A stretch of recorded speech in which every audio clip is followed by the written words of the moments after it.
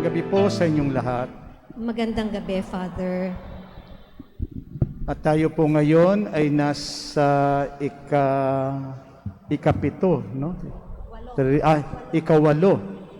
Ikawalong nobinaryo sa karangalan ni San Juan Maria Vianney. Maswerte kayo kasi kayo may misa. Kami na nasa NCR sa Marikina ay wala po kaming public mass. Magbuhat nung Sabado hanggang 20. Kaya magpasalamat kayo sa Diyos sapagkat meron pa kayong misa. Ako nagmimisa ako sa araw, kaya lang yung pong team ng aming sa online ay hindi pwede pag weekdays kasi nagtatrabaho sila. Kaya Sunday pa kami magkakaroon ng online mass. Maraming pagbabago ang nangyayari sa buhay natin because of the pandemic. Pero hindi po tayo nag-iisa. Sa unang pagbasa, narinig natin yung new normal na buhay ng mga Israelita. Noong sila ay nasa Egypt, kahit pagod na pagod sila, kahit inaalipusta sila, kahit inaalila sila ng mga Ehipsyo, at least doon, ang sabi nila, nakakakain sila, nakakainom sila. Meron silang tahanan na kanilang hinihigaan pagdating ng gabi. Payapa sila.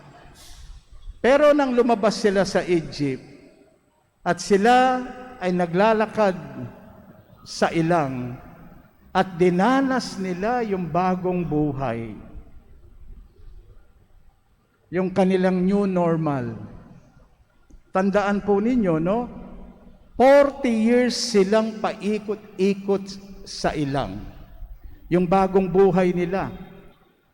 They live in the desert for 40 years.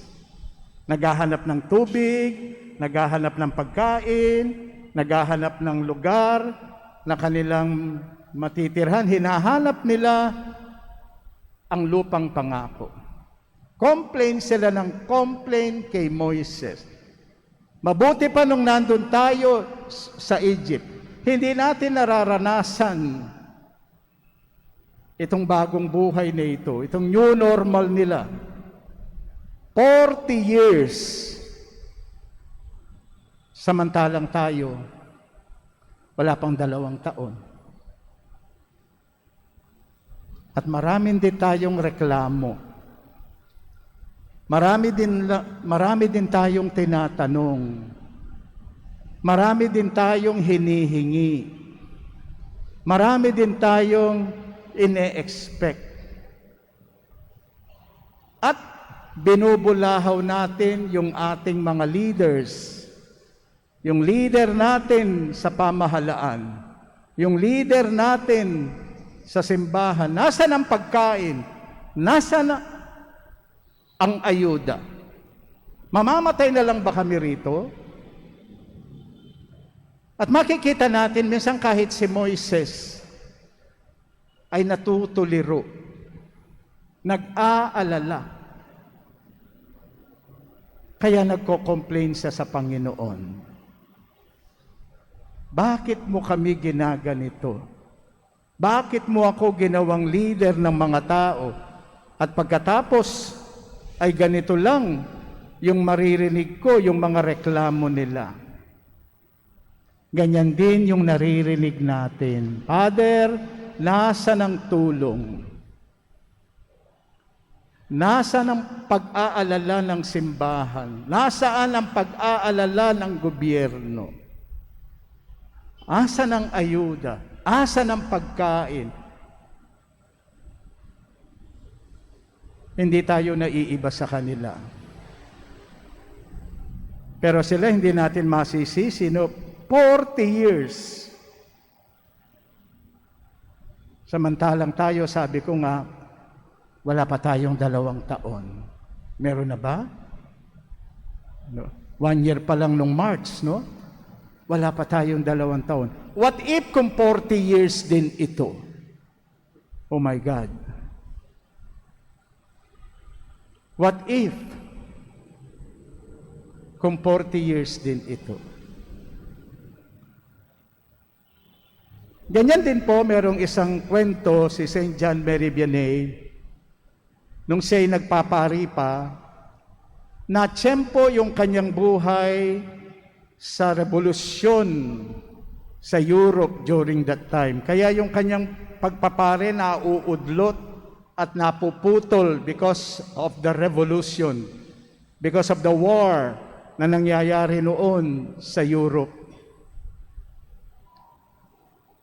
Pero by the grace of God, nakatapos din siya. Kahit siya sa kanyang personal na buhay, sa kanyang bukasyon, meron din siyang maraming struggles, no? Naroon na yung hindi sa makapasa-pasa. Nahihirapan niyang maintindihan ang Latin. Kailangan mag-aral siya sapagkat lahat ng mga aklat na babasahin niya, lalo na ang canon law, are written in Latin. So kailangan matutunan niya. Pero hirap na hirap siya. But by the grace of God, naging pari din siya. At ngayon, ay maa-assign na siya sa Ars. Isang napakaliit na parokya. Pero yung paglilingkuran niya ay mga taong nabuhay sa digmaan, nabuhay sa revolusyon.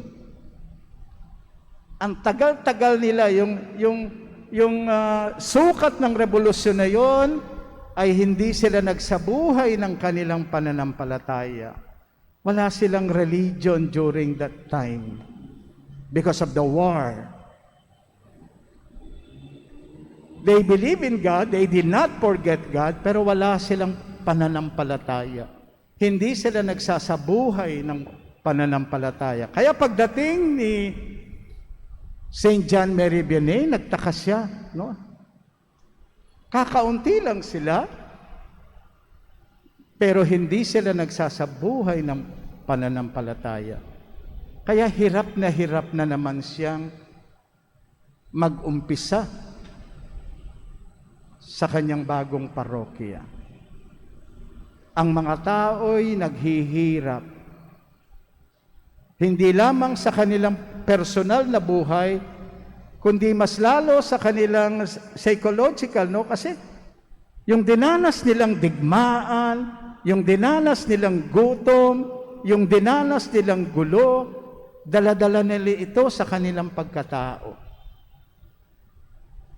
At ngayon naririto si St. John Mary Vianney, aakayin niya sila. Ituturo muli niya sa kanila ang daan ng pananampalatayang Katolisismo. At hindi madali.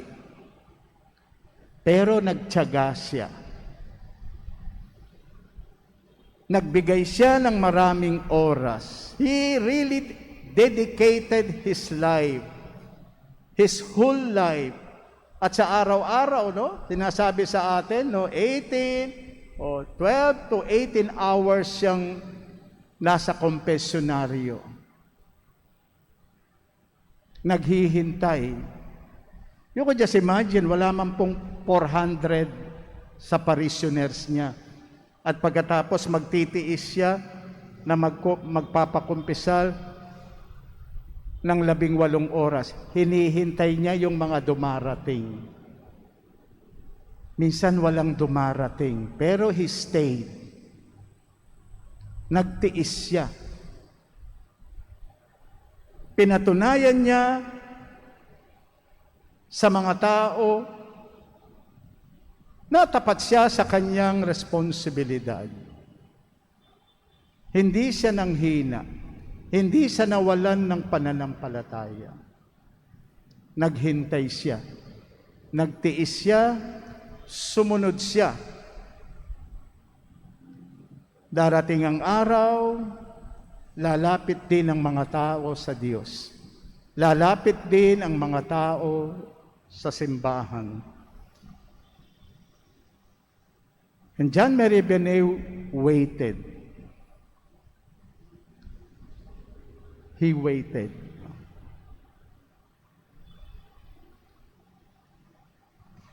Ngayon, panahon ng pandemic, at ngayon panahon ng ang NCR ay babalik sa ECQ. And then, ang Rizal ay nasa GCQ with heightened restriction. Ano ba yung, anong ibig sabihin nun? At sinasabi nila sa atin na itong Delta virus na ito ay napakadelikado. Sa isang pagkakataon lamang, mga 5 hanggang 8 daw ang pwedeng mahawa. Nakakatakot po.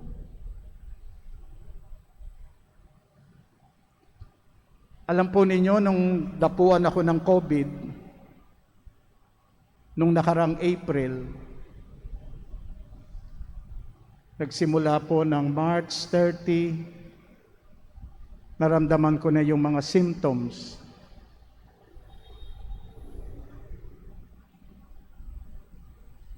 Takot na takot ako. Pag tumatawag yung pamilya ko sa Pampanga, ang sabi ko sa kanila, I'm okay. I'm okay. Kasi ayaw ko silang mag-alala. Basta't may nagtatanong sa akin, okay ako, okay ako. Pero hindi po ako okay. Yung takot, yung pangamba, makaliligtas kaya ako? Malalampasan ko kaya ito? Tutulungan ba ako ng Diyos? Tutulungan ba ako ng mga tao? Alam po ninyo, pag gabi, ang sabi sa akin, Father, magpahinga kayo, matulog kayo. Pero hindi po ako nakakatulog. Ang hirap matulog. Ang hirap-hirap.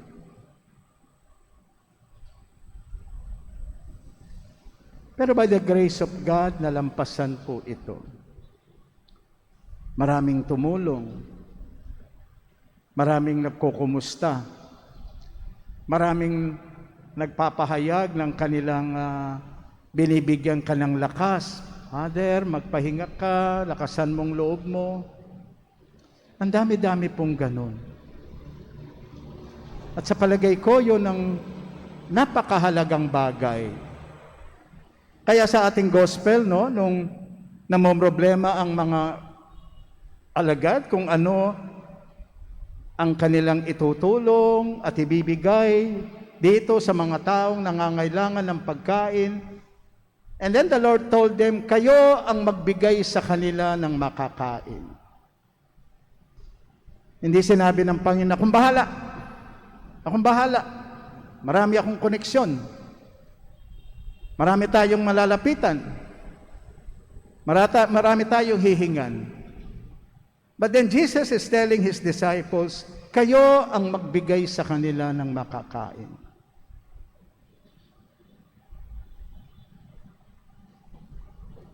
Those people who believe in Jesus, those people who serve with Jesus, ay sinasabihan ngayon, sama-sama tayo, tulong-tulong tayo,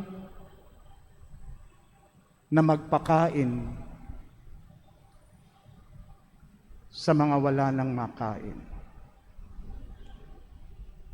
Mag-ECQ po sa NCR, maghihigpit sa paglabas. Magsasara ang maraming mga hanap buhay. Magbabawas ng mga tao. Hindi na sila papasok. Hindi na sila magtatrabaho. Ano ang kakainin at susuporta sa kanila? Yun po yung ating problema. Kaya sabi ng mga tao, sana mag-ayuda. Pero sabi sa atin, naghahanap pa sila ng perang pang-ayuda. Sa August 6 na po yun. Ilang araw na lang, marami na yung mawawalan ng trabaho. And then sinasabi sa atin, tayo, ang magbigay ng kanilang makakain. Inaanyayahan tayo na tumulong. Inaanyayahan tayo na makisangkot. And some people will say, Father, no? Nakapagbigay na ako nung nakaraang taon, no? And then, nung magkaroon ng community pantry, nagbigay na naman ako. Tumulong na naman ako. Tapos, eto na naman.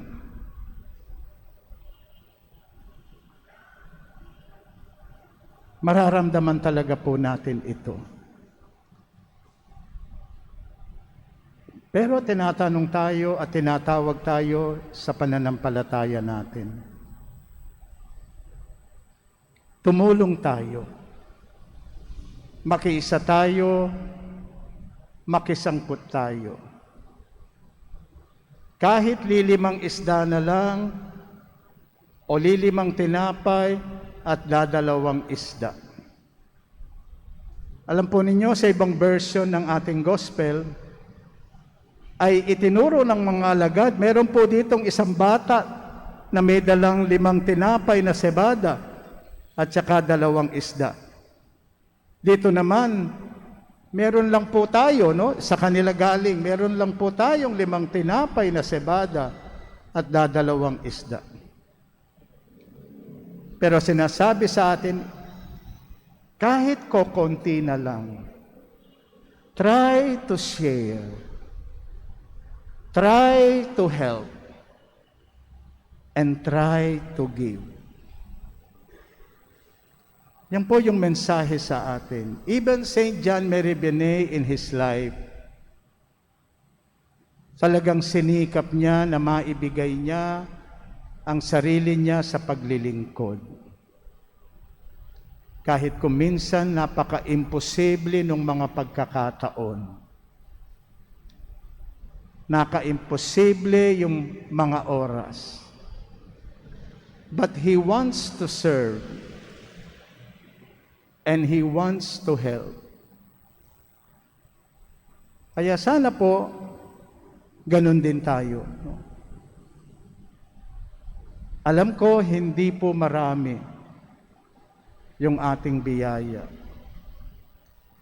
Pero hindi naman po sinasabi na magbigay tayo ng madami. Ang sinasabi lang sa atin, tumulong tayo na magpakain. Tumulong tayo na magbigay. At tumulong tayo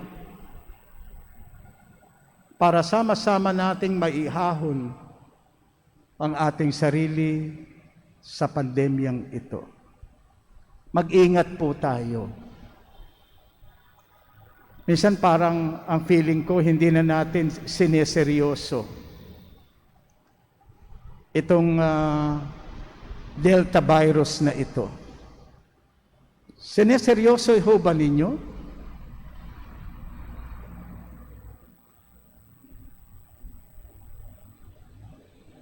Naniniwala ba talaga kayo na may Delta virus?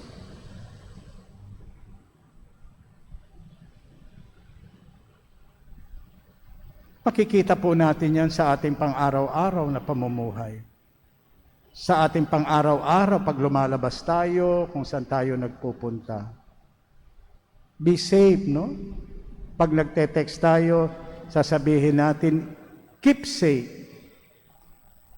Pero talaga bang naniniwala tayo na kailangan nating mag-ingat? Na kailangan nating magkaisa at tulong-tulong para mabawasan itong pandemyang ito? Gusto ba natin 40 years din, katulad ng mga Israelita, bago nila nakita ang lupang pangako?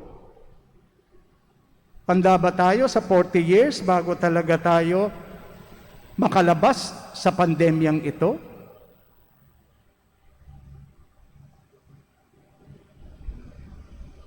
Kaya tumulong po tayo. Manalangin tayo. Tanggapin natin, no?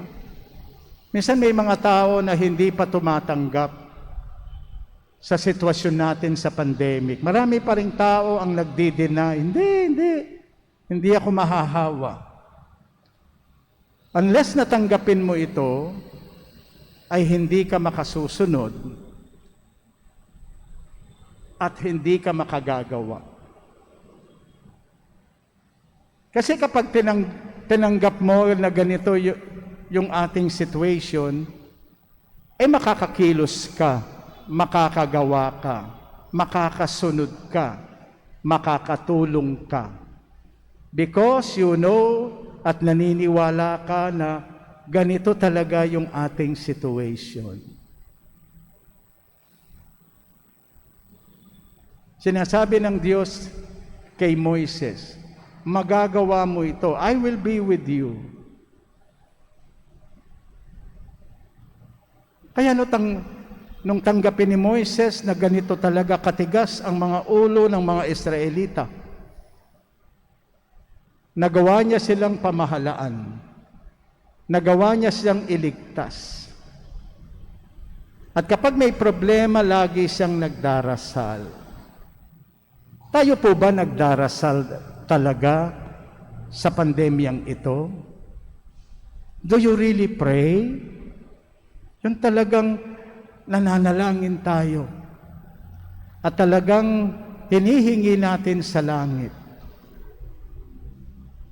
Kasi kung minsan yung mga prayer natin, pag meron tayong nakitang prayer sa Facebook, nilalike lang natin. But we don't really pray. Do you really pray, my children? Yan ang tanong ng mahal na Birhen sa mga bata nung magpakita siya sa Lasalet. Do we really pray? Talaga po bang ipinagdadasal natin itong ating sitwasyon? Alam natin ang Diyos lang ang talagang makakatulong. So we pray.